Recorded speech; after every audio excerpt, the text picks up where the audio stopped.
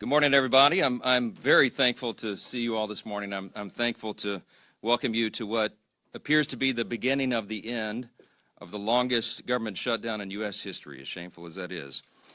I don't think it's coincidental, you know how I think, but it's after 40 days of wandering in the wilderness and making the American people suffer needlessly, some Senate Democrats finally have stepped forward to end the pain. It appears to us this morning that our long national nightmare is finally coming to an end, and we're grateful for that. Hey, so we finally did it, guys. We got the 60 votes necessary to open the government, man. Let's go. Big win for the Republicans, but not just the Republicans. I want to let you guys know it's a big win for the American people in general, especially us citizens, especially the citizens who've been getting their benefits withheld, specifically SNAP. So, with the help of 7 Democrat senators to help us reopen the government, plus 1 independent, we'll get into those names and the details later. They helped us reopen the government. So this should show the American people that the Democrats, I want to call them, they really had the benefits in a chokehold and they were using them as leverage. So now with these 8 senators, 7 Democrats plus 1 independent, I want to give a big shout out to them because I'm pretty sure it was a hard thing to do to go against the party that they supported to reopen this government for us citizens, especially for federal workers too as well, and the citizens who were getting these SNAP benefits withheld.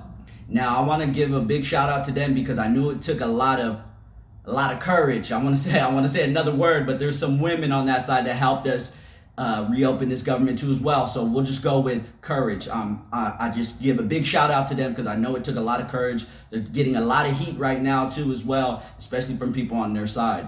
So let's get into some stipulations. So instead of demanding specific SNAP provisions in the immediate funding bill, Republicans agreed to a clean stopgap measure in exchange for a separate vote later in December for the future of Obamacare. Now this might sound real familiar. It's because it is, because this is the same proposal that the Republicans have been presenting and it's been on the table for the Democrats to sign. So we didn't give them anything. We didn't we didn't give them sign off. We didn't vote or sign off for the $35 billion that they wanted us to just sign off without them giving any commitment or any type of parameters or stipulations to lower premiums when it comes to this Obamacare.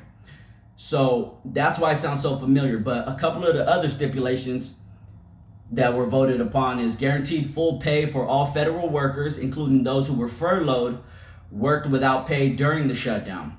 Provisions to reverse preventative future mass layoffs in the reductions of force of federal workers by the Trump administration. Now, I know you guys remember what happened earlier this year. It was highly criticized, but it was necessary. So we're going to go ahead and give that back to them. So it's a slight win. Now, I wouldn't say a slight win for them, but it's a slight win for the American. It's a win for the American people nonetheless. Also, reimbursement for states that use their own funds to keep federal programs, including SNAP and WIC, running during the shutdown. Now, a full year of funding for some agencies, including agricultural programs, Veterans Affairs, while short-term continuing resolution funds the rest of the government through January 30th, 2026. So the government's going to be open guaranteed until January 2026. And the Democrats might try some funny stuff by then to get the government shut down again. Hopefully not, but hopefully you guys read between the lines and you guys see the true side of what the Democrats are actually putting the American people through. So let's get into a couple other of these stipulations when it comes to it. So actually, you know what? We're going to go straight into a clip from Speaker of the House Mike Johnson, what he had to say about reopening the government. At least some Democrats now finally appear ready to do what Republicans and President Trump and millions of hardworking American people have been asking them to do for weeks. But as we said from the beginning, the people's government cannot be held hostage to further anyone's political agenda. That was never right. And shutting down the government never produces anything. It never has, if you study history. And so here we are. I want to remind everybody this morning of another critical point that you've heard me here repeat over and over the last several weeks. It's something that I and Leader John Thune and President Trump and every Republican leader have all said repeatedly from the beginning. We have always been open to finding solutions to reduce the oppressive costs of health care under the Unaffordable Care Act.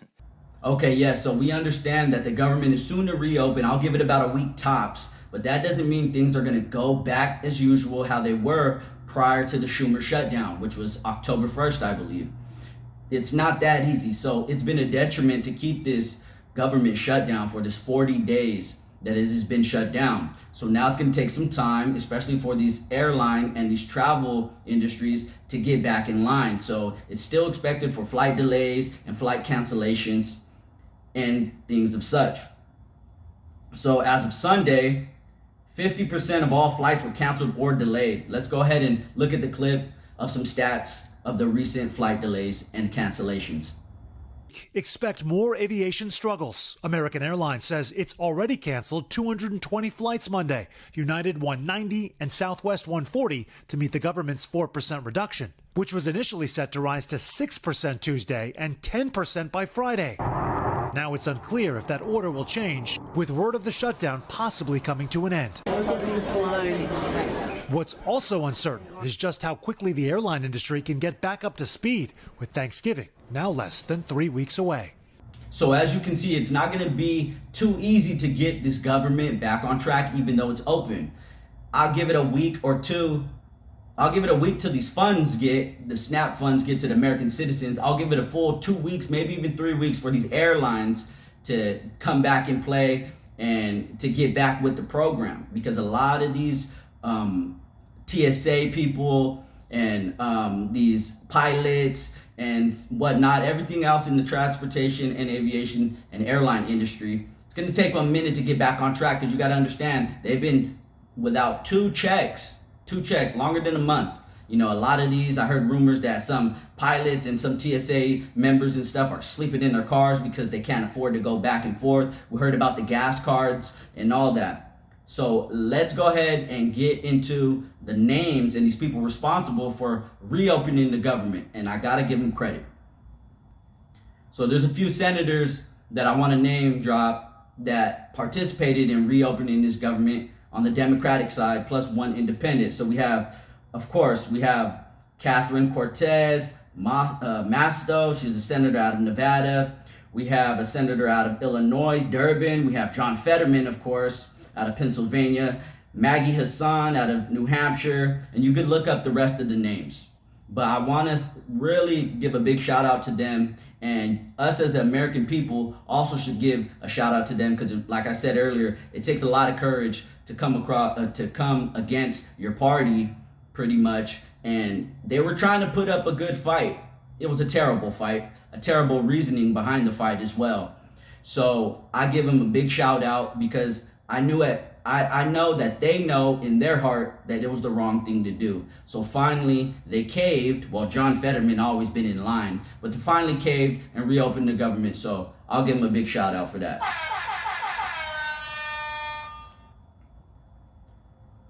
And I want to stress it a little bit, and it's important to mention that we reopened the government without having to give them the $35 billion that they wanted, without provisions of lowering premiums and without any commitments of lowering these premiums. I want to make that very clear for you guys. We didn't fold. There was nothing for us to do that was going to open the government that they were really asking for. Like I said, we named a couple of things of the stipulations in the government reopening on our end, and it really was some common sense things. It wasn't signing off on $35 billion blindly.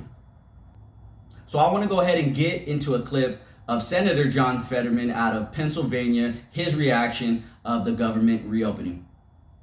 I think collectively within the caucus, they realized this has to end. And now the kinds of mass chaos now that we've been facing. And, you know, I've been one of the very few that have been voting consistently from the beginning that it's always wrong to shut our government down. And now here we are 40 days into it. Now, how much farther can it go? How long can it go? And now you have 42 million Americans on SNAP, and people haven't been paid in 40 days, and that's growing. And now our air air traffic system across the country now is under significant stress. In Philadelphia, 18 out of 22 air traffic controllers didn't show up in a morning. And it's like things now has to end. And I think enough people collectively agreed we would find 8 people overall to do that, and we needed 5 more, and that's exactly what happened last night. So like I said, this is a big win, not just for Republicans, but for us as American citizens, as a country, as a whole, as a unit. So maybe this opens up a window and gives us space and time for us to come to some more common ground in the future. I definitely see that happening in the future. And hopefully some provisions and some bills or some type of legislation gets passed to where something like this doesn't happen again, where they can't get benefits in a chokehold and hold them for hostage and leverage for an unnecessary reason. So tell me in the comments below what you guys think about the reopening of this government and how they went about it.